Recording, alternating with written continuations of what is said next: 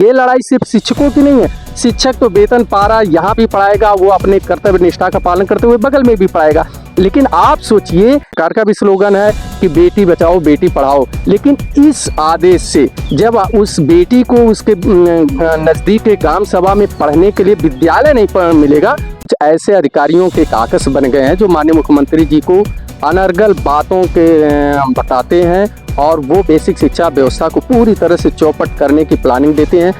और जो भी राजनीतिक पार्टियां इस मुद्दे पर शिक्षकों के मांग के साथ खड़े हैं, उनका स्वागत करते हैं। सरकार की विभाग की जो ये मूल जो इनका हमने कहा कुचक्र, वो यही है कि धीरे धीरे इन विद्यालयों को बंद कर दिया जाए। चलिए साथियों, नमस्कार, मेरा नाम अर्जुन है और इस वक्त मेरी मौजूदगी जौनपुर में है और मेरे साथ एक खास बातचीत करने के लिए प्राथमिक शिक्षक संघ के जिला उपाध्यक्ष राजेश सिंह टोनी हैं।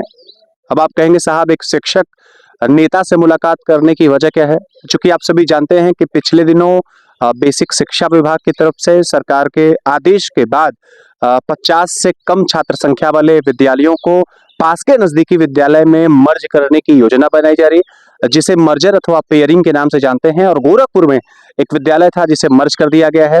ऐसे 50 विद्यालय लखनऊ में तय कर लिए गए हैं और प्रदेश के अलग अलग हिस्सों में जो भी जिले हैं वहाँ कम छात्र संख्या वाले विद्यालय को नजदीकी विद्यालय के साथ जोड़ा जा रहा है। लेकिन इसको लेकर के शिक्षकों का बड़ा भारी विरोध है। कई सारे राजनीतिक दल जो शिक्षक हितों की बात करते हैं, उनका भी सरकार से इस मुद्दे पर बड़ा टकराव है। इवन शिक्षक नेताओं और शिक्षकों का भी इस विषय पर बड़ा बवंडर है। इस मामले पर एक खास बातचीत करने के लिए मेरे साथ एक ओजस्वी वक्ता हैं, प्राथमिक शिक्षक संघ के जिला उपाध्यक्ष भी हैं और एक शिक्षक होने के नाते बेसिक के विद्यालय में आप कार्यरत भी हैं। राजेश सिंह टोनी जी मेरे साथ हैं।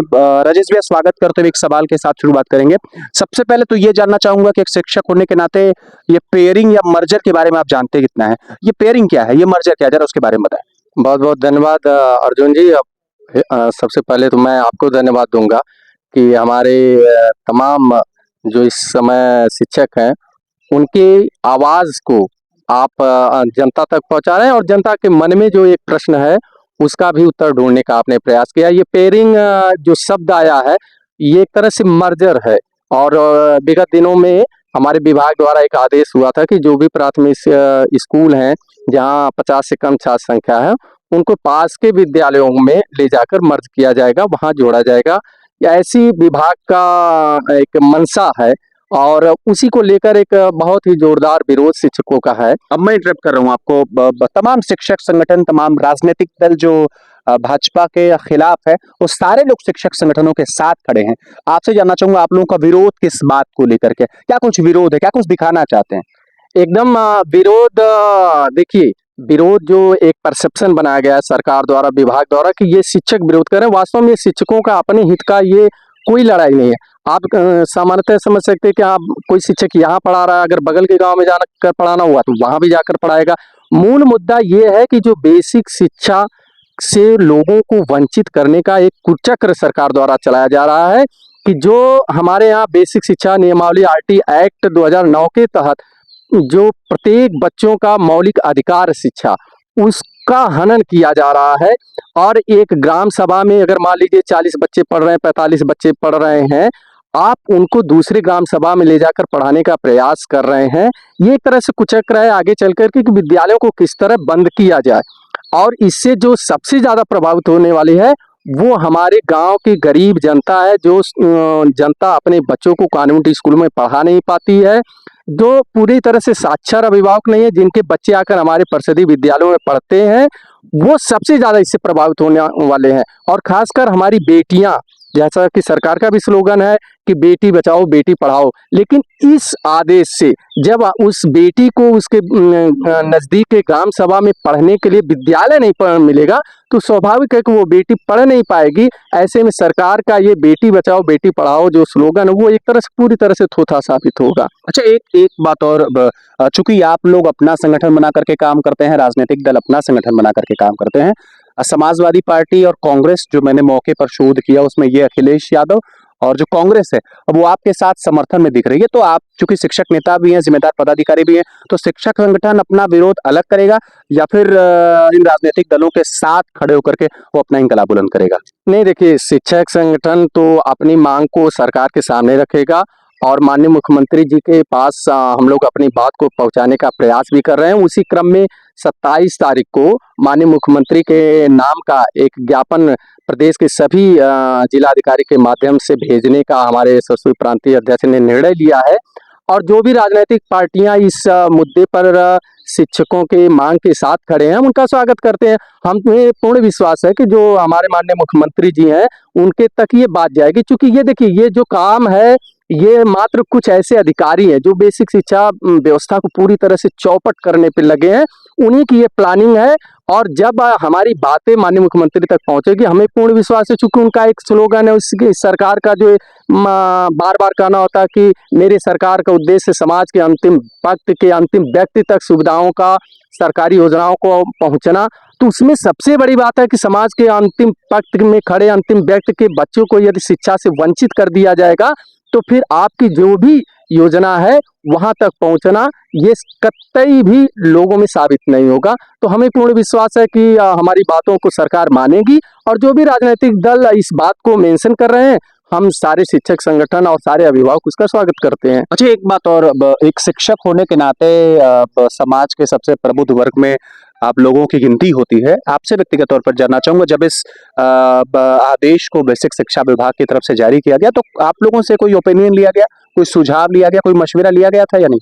देखिए, वास्तविकता तो ये है कि आजकल हमने जैसे बताया ना कि कुछ ऐसे अधिकारियों के काकस बन गए हैं जो माननीय मुख्यमंत्री जी को अनर्गल बातों के बताते हैं और वो बेसिक शिक्षा व्यवस्था को पूरी तरह से चौपट करने की प्लानिंग देते हैं। हम ग्राउंड लेवल पर शिक्षक है जो बच्चों के साथ, अभिभावक के साथ ग्राम सभा में बैठकर पढ़ा रहा है, उनके साथ है। तो जो जमीनी समस्याएं हैं वो तो एक शिक्षक बता सकता है कि अभिभावक के साथ, बच्चों के साथ क्या समस्या आ रही है वहाँ। लेकिन कभी भी शिक्षकों से राय मशुरा नहीं लिया जाता है। और विगत काफी दिनों से ये होता रहा है कि सरकार जो है शिक्षक संगठनों से कोई भी इस तरह की सफल वार्ता करने के लिए टेबल पर नहीं बैठती है कि जो शिक्षा के विकास में जो सबसे महत्वपूर्ण इकाई है शिक्षक, उसको दूर किया जा रहा है। और ये ऊपर से योजनाएं बनाकर थोपी जा रही है। और जब वो योजनाएं आती हैं जमीन स्तर पर, तो पता चलता है कि उसमें कितनी बड़ी समस्याएं हैं। तो ये जो आपने कहा है, वो वास्तव में पूरी तरह सत्य है कि शिक्षकों की रायशुमारी इसमें कतई नहीं ली गई है। अच्छा, एक प्रश्न और रहेगा। मर्जर की जो व्यवस्था, ये पेयरिंग की जो व्यवस्था जारी की गई है, कम छात्र संख्या वाले विद्यालय को पास के नजदीकी छात्र संख्या विद्यालय के साथ जोड़ दिया जाएगा, तो बहुत सारे भौतिक संसाधन दूसरे विद्यालय में कम पड़ जाएंगे जब इस विद्यालय की संख्या दूसरे विद्यालय में जाएगी। चाहे वो फर्नीचर हो, चाहे वो कुर्सियां हो, चाहे वो टाट पट्टी हो, दूसरे प्रकार के जो भी भौतिक संसाधन है। इवन जो अध्यापक कम संख्या वाले विद्यालय से जाएगा, उसके साथ वहां दूसरे विद्यालय के अध्यापकों को समन्वय बनाने में भी समय लगेगा। तो ये भी एक सीरियस कंसर्न है, इसको किस तरह देखते हैं? देखिए अर्जुन जी, बहुत सही आपने प्रश्न उठाया। इस पे हम थोड़ा और भी आगे बढ़ना चाहेंगे कि निस्संदेह वहाँ इंफ्रास्ट्रक्चर की तो दिक्कत होगी। आपने एक विद्यालय में जो इंफ्रास्ट्रक्चर दिया है वहाँ के बच्चों के सापेक्ष दिया है, और बाहर से जब और बच्चे आएंगे तो वो तो इंफ्रास्ट्रक्चर की दिक्कत होगी, लेकिन उस पे तो हम लोग जा ही नहीं रहे। आप सोचिए, जैसा आपने कहा कि समस्याओं का आप रोजगार छीनने का एक काम कर रहे हैं। हर ग्राम सभा में उसी ग्राम सभा से रसोइयां हैं, उसी ग्राम सभा से वो भी रोजगार पा रहे हैं, बच्चों को आसानी है वहीं आ रहे हैं, शिक्षक हैं, पद हैं।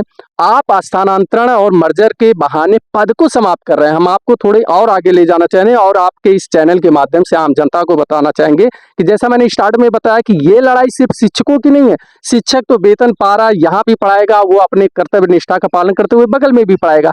लेकिन आप सोचिए कि यदि आपके घर का कोई भी बच्चा, बहू, बेटा, बेटी जो है बीएड कर रहे हैं, डीएलएड कर रहे हैं, किस लिए कर रहे हैं? वो भविष्य में शिक्षक बनेंगे, शिक्षक बनकर के रोजगार के साथ साथ ही लोगों को शिक्षित करेंगे। लेकिन जब विद्यालय नहीं रहेंगे, पद नहीं रहेगा शिक्षक का, शिक्षक भर्ती नहीं आएगी, तो फिर आपके ये बच्चे बेरोजगार रहेंगे, वो डिग्री लेकर कहाँ जाएंगे? तो ये एक सोची समझी रणनीति है। हम लोगों को लगता है कि शिक्षक वेतन पा रहे, फिर इनको क्या दिक्कत? हमारी तमाम ऐसी समस्याएं, बहुत दिनों से ये पदोन्नति नहीं की जा रही है। प्रधानाध्यापक के पद खाली है, इंचार्ज के सारे चलाया जा रहा है। क्यों नहीं किया जा रहा है कि अगर सहायक अध्यापक प्रमोट होकर प्रधानाध्यापक हो जाएगा तो नीचे पद खाली हो जाएगा, पद खाली हो जाएगा तो फिर भर्ती करनी पड़ेगी। तो सरकार की विभाग की जो ये मूल ये जो इनका हमने कहा कुचक्र, वो यही है कि धीरे धीरे इन विद्यालयों को बंद कर दिया जाए और शिक्षकों की भर्ती को बंद कर दिया जाए। तो ये मुद्दा सिर्फ शिक्षकों का नहीं है, ये उन अभिभावकों का है जिनके बच्चे पढ़ रहे हैं अपने नजदीकी विद्यालयों में, और उन सारी अभिभावक जनता के है कि जिनके बच्चे नौकरी के लालच में, जिनके घर वाले अपने बच्चों के भविष्य के सुनहरे भविष्य के लिए बीएड करा रहे हैं, डीएलएड करा रहे हैं, पैसे खर्च कर रहे हैं, और सरकार की योजना इससे ये प्रदर्शित होती है कि वो आगे कोई भी वैकेंसी निकालने के मूड में नहीं है, धीरे धीरे पदों को समाप्त करेगी। अब इंटरप्ट कर रहा हूँ आपको। आपने कहा कि ये सरकार कहीं ना कहीं शिक्षकों के विरोधी है। आपने कहा कि जो नई वैकेंसियां हैं ये सरकार उसको समाप्त कर देना चाहती है और बहुत बढ़िया इंफ्रास्ट्रक्चर ये डेवलप नहीं कर पा रही है।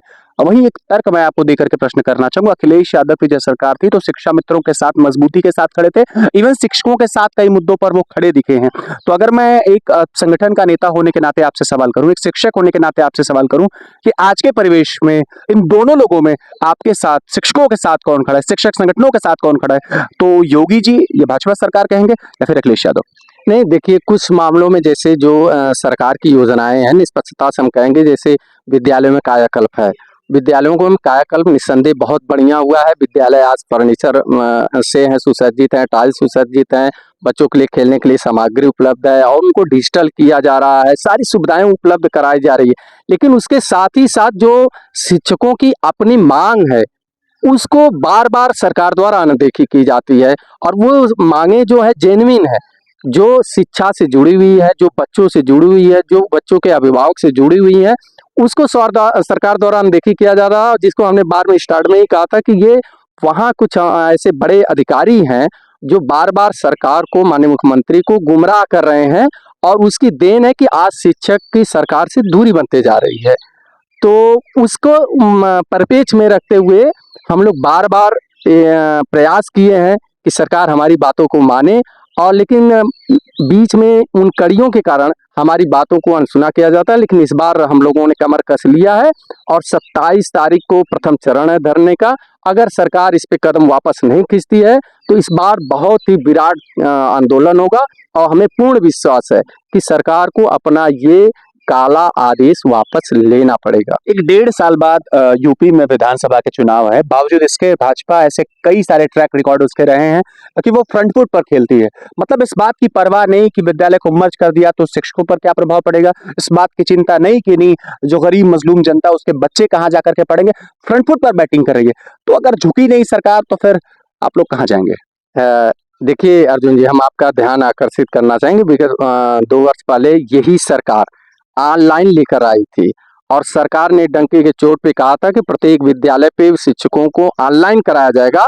और हम लोग तमाम शिक्षकों ने उस समय भी डंके के चोट पे कहा था कि जब तक हमारी मांगों को आप नहीं मानेंगे, हम ऑनलाइन नहीं करेंगे।